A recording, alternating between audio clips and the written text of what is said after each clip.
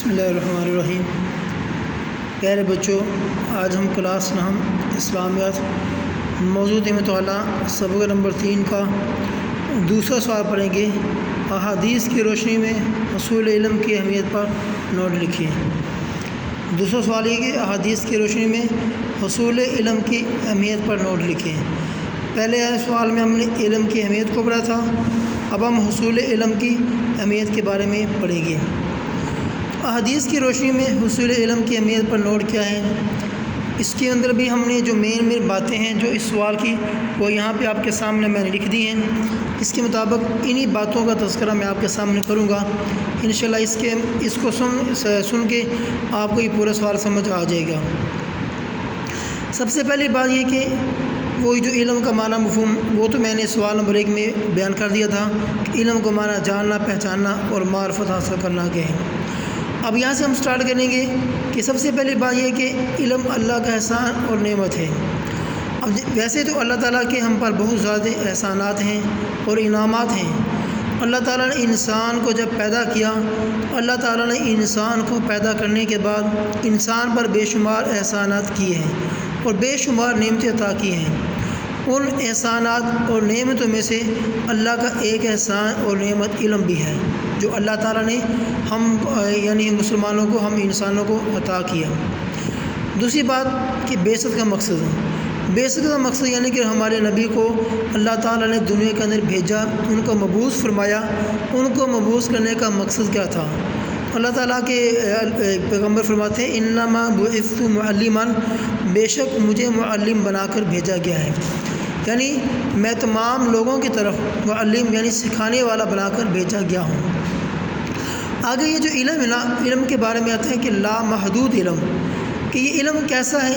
وہ ایسا لامحدود علم ہے کہ حدیث میں آتا ہے کہ اطلب العلم من المہد الی اللحد، کہ ماں کی گود سے لے کر قبر تک علم حاصل کرو۔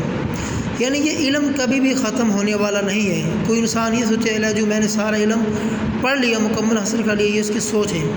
علم کبھی بھی ختم ہونے والا نہیں ہے، لامحدود علم ہے۔ آگے فرمائے اشاعت علم عہد رسالت میں آپ صلی اللہ علیہ وسلم نے، یعنی آپ صلی اللہ علیہ وسلم کی حیات مبارکہ میں لوگوں نے اسلام علم کو کیسے سیکھا اور آپ نے اس کی کیا فضیلت بیان فرمائی ہے۔ غزوہ بدر کے قیدی جب مسلمانوں کے پاس آ گئے تھے نا، اللہ کے نبی نے فرمایا کہ غزوہ بدر کے قیدیوں سے یہ فرمایا کہ غزوہ بدر کے قیدی جو پڑھے لکھے ہیں مگر فدیہ ادا نہیں کر سکتے، آپ صلی اللہ علیہ وسلم نے انہیں فرمایا کہ تم ہمارے مسلمان بچوں کو یعنی 10 مسلمان بچوں کو پڑھنا لکھنا سکھا دو تو تمہیں آزاد کر دیا جائے گا۔ یعنی اس بات سے بھی علم کی اہمیت واضح ہوتی ہے کہ آپ صلی اللہ علیہ وسلم نے ان سے کہا کہ آپ اگر فدیہ نہیں دے سکتے تو کوئی بات نہیں، آپ فدیہ نہ دو، آپ ہمارے 10 مسلمان بچوں کو پڑھنا لکھنا سکھا دو، ہم تمہیں آزاد کر دیں گے۔ آگے صفہ کی درسگاہ، یہ صفہ کی درسگاہ اسلامی تاریخ کی سب سے پہلی درسگاہ صفہ کی درسگاہ تھی، جہاں حضور اکرم صلی اللہ علیہ وسلم صحابہ کرام کو تعلیم دیا کرتے تھے۔ یعنی یہ جو آج ہم علم حاصل کرتے ہیں نا، اس کی شروعات آپ صلی اللہ علیہ وسلم کے دور سے ہوئی تھی۔ جو سب سے پہلی درسگاہ تھی وہ صفہ ایک چبوترے کا نام تھا، جیسے آج کل ہم لوگ ایک جگہ بناتے ہیں بیٹھنے کے لیے جس کو بیٹھک کہہ دیتے ہیں، تو وہ صفہ ایک جگہ کا نام تھا جہاں پر آپ صلی اللہ علیہ وسلم صحابہ کرام کو اپنے پاس بٹھا کر ان کو تعلیم دیا کرتے تھے، تو صحابہ کرام آپ کے پاس بیٹھتے اور آ کر علم حاصل کرتے تھے۔ آگے فرمایا تمام مخلوقات کی دعا، یہ جو لوگ علم حاصل کرتے ہیں ان کی بہت بڑی فضیلت ہے۔ اس کے فرمایا تمام مخلوقات کی دعا کہ جو آدمی تلاش علم یعنی علم کی تلاش میں نکلتا ہے، اللہ تعالیٰ اور اس کے فرشتے، اللہ تعالیٰ اس کے لیے جنت کا راستہ آسان کر دیتا ہے۔ فرشتے اس کے قدموں کے نیچے اپنے نورانی پر بچھاتے ہیں، اس کی بخشش کے لیے آسمانوں اور زمین کی تمام چیزیں دعائیں کرتی رہتی ہیں، حتیٰ کہ مچھلیاں سمندر میں، پرندے ہوا میں اور چیونٹیاں بلوں میں ان علم حاصل کرنے والوں کے لیے دعائیں کرتی رہتی ہیں۔ آخری بات شہادت کا درجہ،